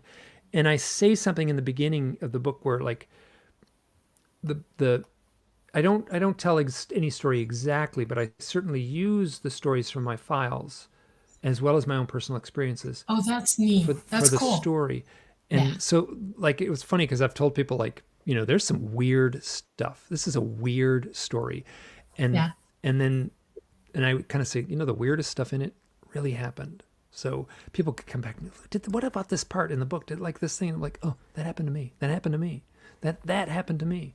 So it was a really challenging thing to write, and it was so rewarding to put it out. So people have been really happy with it, and I don't want to read the reviews on Amazon. It's super easy to do. You can get to it in a couple Okay, clicks. that's where your books are on Amazon. Yeah, and all of them are Amazon. Really easy to get. Yeah, Excellent. so they're all self-published. Yeah. Okay, that's awesome. Okay, well, do you have a website? I do have a website. It is MikeClelland.com. All one word. Mike Clelland is Mike, last name Clelland, Clelland. And if you can't remember that, just Google UFO owl. I'm the very first thing that comes up, and about the next 25 things under that. Okay. So, and then once again, if anyone wants to get a hold of me, I apologize in advance. I might not be able to get back to you in a meaningful way right away, but I do read every letter, and I take these letters very seriously. I would love to hear your stories. Yeah. So. That's lovely. That's awesome. Now, Preston usually asks this, but I'm going to remember to ask it this time.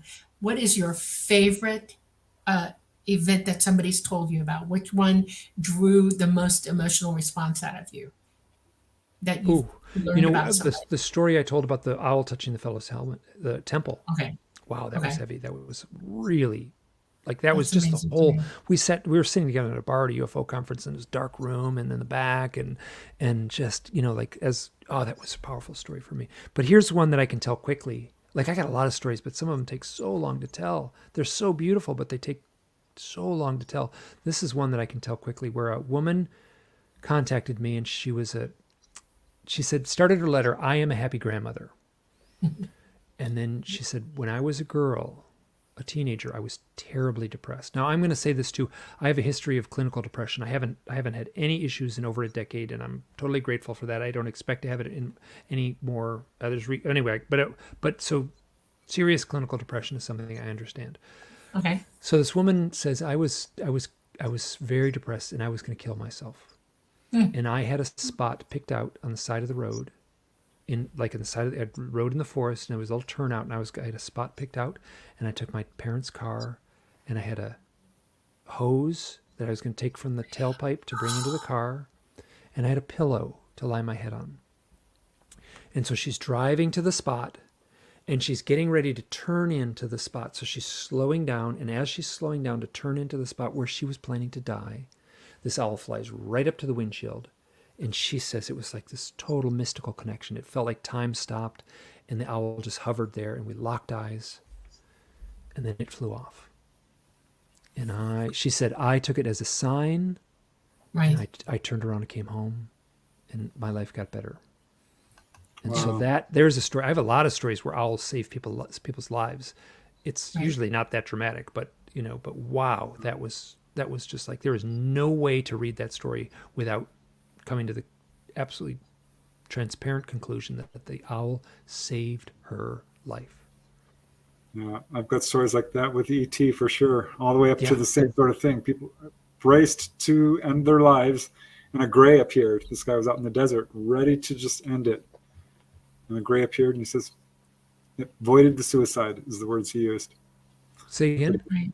It voided the suicide. Oh, yeah. And I Interesting. used to think that was just a one-off story. I have a couple of those now where people just at the moment of Yeah. considering suicide. It's Like, amazing an to owl me shows that up. I guess it's because I've had so much to do with animals my whole life. If you're broadcasting help, I need help, something's wrong, I'm desperate, I'm depressed, or whatever. So a lot of times animals will show up, and we don't know how many people are that close, and an animal has stopped them, just by showing up. And it could be almost anything. And it amazes me that we're so connected to them like that, which we are. You know, they hear Yeah. us, we hear them. Your animals in your home hear you, they listen to you. Oh, yeah. They empathetically know what you're feeling. And when you're sad, they show up for that as well. When you're happy, they get happy with Yeah. you. We're so connected. Like what you did by going out into nature, you were showing people that nature, we are part of that. And animals are that important to us. We should get to know them much better. You know, make a point of going out every day and looking around and seeing what you see. You know, ask the Yeah. question, send out the call and see what happens. It would be awesome if they did. You know, Well, Preston has the story of, it's just like, you know, I want to see proof, and then the flash, no, not enough proof, and then right? the owl. Exactly. Very, very, Yeah. oh boy, that's textbook. I do have a question that's not quite owl related, but we always say any question is okay. And this is coming from CT Guitar Guy. It's a Yeah. question for you, Mike. Given your camping and paranormal experience, what are your thoughts on the missing 411 stories, particularly in national parks and other outdoor areas? I find him fascinating. David Paulides, I think, is doing really remarkable work. I have never had any kind of experiences that would point towards that, and I've spent a lot of time in the mountains. Not saying that it's not that he's yes. So he's going to be at a conference. I'm going to in a couple of weeks. I'm going to meet him. So he's going to be a conference in. So Oh, I I'd love to be a fan of I'm going that. to be very cautious. I'm very cautious here. This is kind of like peripheral conversation. I never got to finish the conversation, but I basically asked him, like, do you have do owls show up in your research? And he goes, oh, all the time. And then but he also does Bigfoot research. So I think he might have been implying that owls show up in Bigfoot research. Yeah, I had a whole hour-long conversation with him about Bigfoot. Very thorough researcher. Yeah. Very interesting guy, very intelligent. Yeah. But yeah, Chad is filled with all kinds of animals and owl stories. It's really quite interesting. Definitely. So we still have a couple of minutes. I'm looking for more questions, Okay. but I don't see any. Lots of really nice comments. Oh, here I'll do a really quick thing that I like to. So I did a hypnosis session in 2018 with Yvonne Right. Smith, and wow, this stuff come up, and oh my god! So I'm very cautious. I'm cautious to believe the stuff that comes up under hypnosis. It's a really interesting story. There's a value to having an interesting story, but she asked before I started the hypnosis session, I said, hey, when I'm under, ask me about the owls. What's up with the owls? And she said, of course. So we'd go through this whole thing, and I cry, and I swear, and I yell at the world. I get so angry, and all this stuff happened in my session. And then at the end, I kind of calmed down, and then she says, and Mike, what is your connection to owls? And I didn't skip a beat, and I'll just do this whole thing, and it came out almost like poetry. She said, Mike, what is your connection to owls? I said, the owls aren't important. I am an artist, and I understand how people take in an image and a symbol. The owl is a symbol, but the owl isn't important. The owl is the correct symbol for the door. It is the door that is important. The owl is the correct symbol for the door, but the owl is not important. We are on You hit the this head on the side nail. we are on this side of the door in a Right. tight claustrophobic little hallway, and on the other side of the door is an infinite vastness. Right. That's being psychic. That's awakening. That's I felt us like I channeled. connecting to I our felt like higher I channeled that. consciousness. Yeah. You bet you did. I'll bet you did. That something was talking to you and telling you the truth. Absolutely. Yeah. That's awesome. Well, with that in mind, we're going to get toward closing. Would like to ask you back again because now I'm going to buy your new book and I'm going to read it. We're going to have lots more to talk about. I have a feeling. So, would you come back again? Can we? Sit Absolutely. one Absolutely. day? Yes. I'm a Awesome. huge fan of Preston's work and yeah. All right. So, Well, and thank you very it's much. great. I, Preston, and our entire audience, this has been a treat for us. This has been a wonderful experience talking to And you. it's been about- wonderful meeting both of you. Again, Thank you very talking to much. Preston again. Yes. So Okay, please do everybody come and see us on the Light Gate again. We're coming from New Orleans at United Public Radio Network at 107.7 FM and the United Paranormal Radio Network at 105.3 FM. Good night, everybody. We love you. Mwah. And we'll talk again soon. Bye, guys. good night. Thank you so much.